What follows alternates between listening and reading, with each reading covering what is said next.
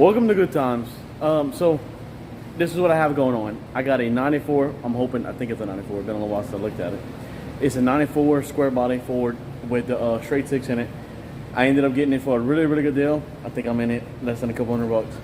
Well, the trucks itself are pretty decent shape. I had to clean it. It was disgusting inside. Don't know how people can do that. Well, I ended up getting another truck for $500, and I'm yanking it 5.0 out of it.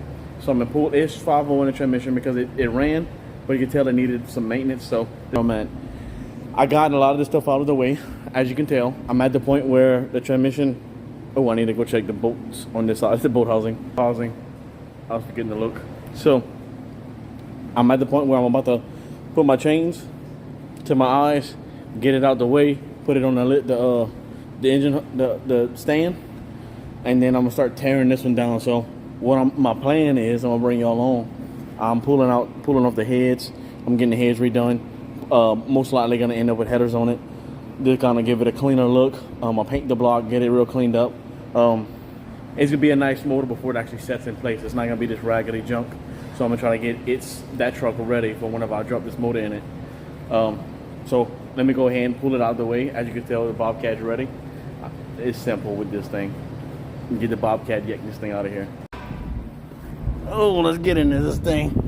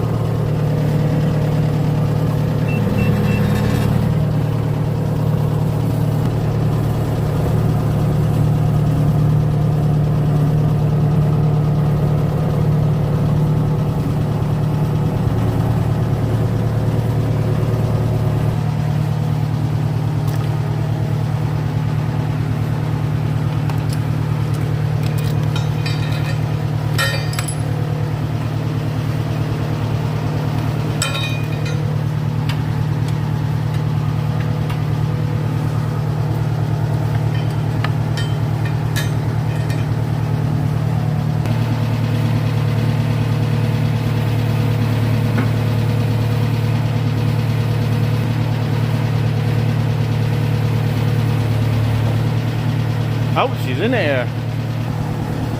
A little out of security, so I'm gonna come from, well, actually the lock's just happened on there, but I'm gonna come from the lock and tie it somewhere right here. That little ring right there.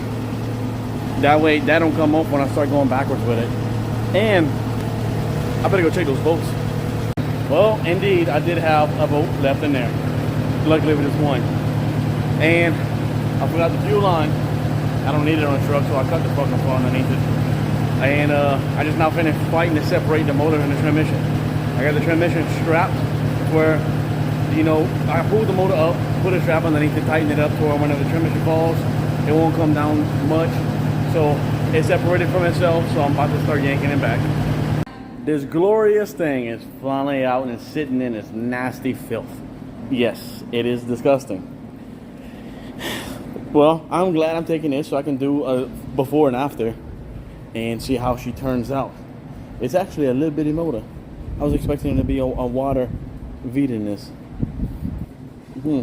That's narrower than the LS engine. I did not know this. Pretty cool, but coming back tomorrow, I'm pulling the transmission, the draw shaft, and I'm gonna start gutting all these little bitty things. And then tomorrow's video is gonna be this.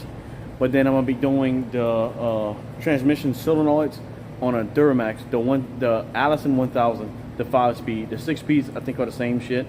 But tomorrow I'm gonna be finishing this video, and then I'm gonna make a new one on that.